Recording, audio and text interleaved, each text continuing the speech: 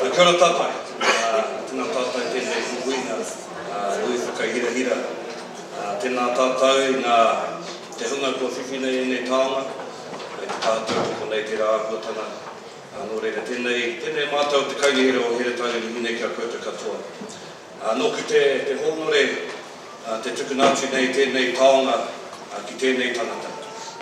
Tēnei tangata kua roa nei e mahi ana mo te taiwhenua here tāna. Tēnei tangata kua roa nei e tautoko nei i te āhuatanga o Tupu Taiao. Tēnei tangata e matatau ana ki ngā whakapapa o ngā hapu o he tāna. Tēnei tangata e kamohi kitea ki runga i ngā marae huri noa Ngāti Kahuru. Tēnei tangata e tangata kaha nei te tautoko i tōna kara, tō tāua nei karapu o tamate ariki nui. Tēnei tangata he mātanga ki te whakarauratanga o ngā hapu o here tāna.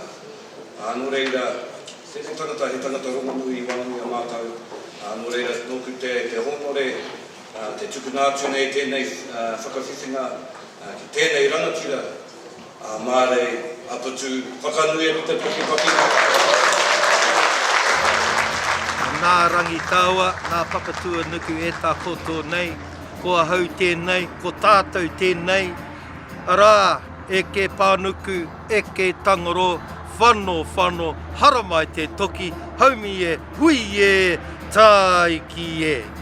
Ko Marei Apatu a hau, kei te kānui te hari te ko te ngākau, kia whiwhi tēnei tipakete, te taonga, arā, me ki te wāhanga o Matariki, e roto i te riu o here taunga hauku nui ārarau, hāro te kahu takoto no. Nō reira, e mati atua, e te aki a ngā taonga katoa.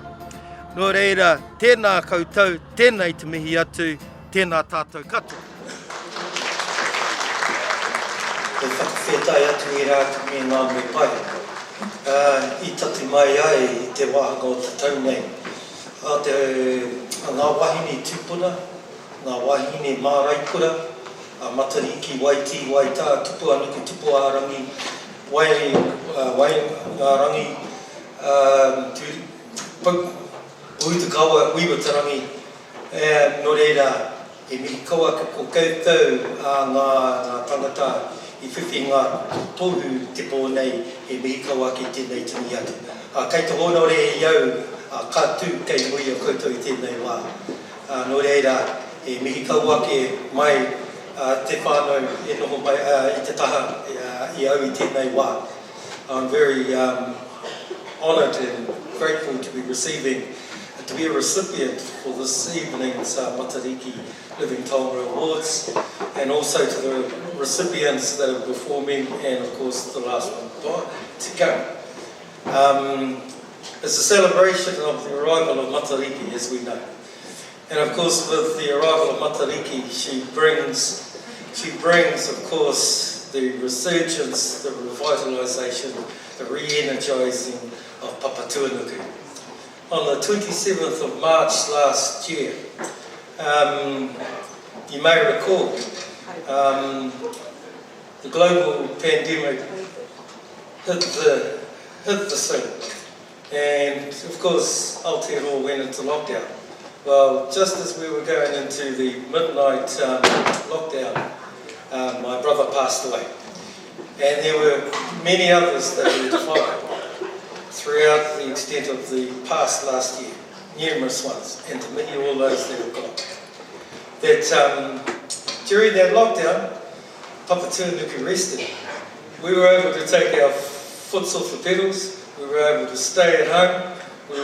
We had to go into bubbles. We gave Papatuanuku a rest. And of course, you may have seen during that time, when we started to see the manu, we started to smell fresh air, that we were starting to see Papatuanuku, era o ngā tamariki, and we saw that re-energising and that revitalisation. And all it took was 3 months. So, kei te whakapono e ai. My hope is that when receiving this award this evening. And it's a very special award, and I want to give thanks to those that helped, that put me, I think, to where, in terms of our mahi within the Tai Whenua, having to manaki, having to tautoko here, papatunuku, and of course rangi nui and the many children. So therefore, I want to acknowledge those alongside of me, and I'm very waiwhare here to actually acknowledge all of those that have actually been behind me in the mahi that we've been doing. Manaki Taiao, I just want to thank Taiao, I want to thank Lana, I want to thank Trish, I want to thank Ngaio, Maury Black, Ngaio Tiuka, Dr. Anthony Cole, and of course each and every one of you that have this longing to see Papatuanuku rangi nui and our tipuna, wahine tipuna, wahine Marei Apatu. And notwithstanding, of course, just to acknowledge this wahine who is a real Marei Apatu and the whānau Marei Apatu, my tukuho rangatira, and of course my whānau, just a smidgen of our whānau that are here this evening.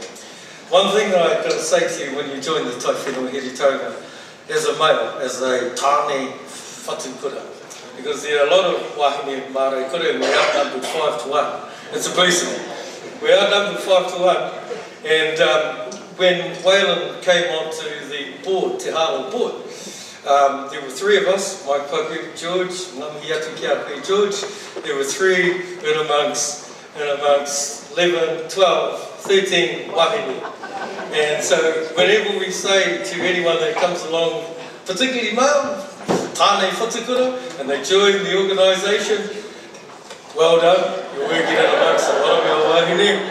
So, tēnā tātou katoa, kia ora mai tātou.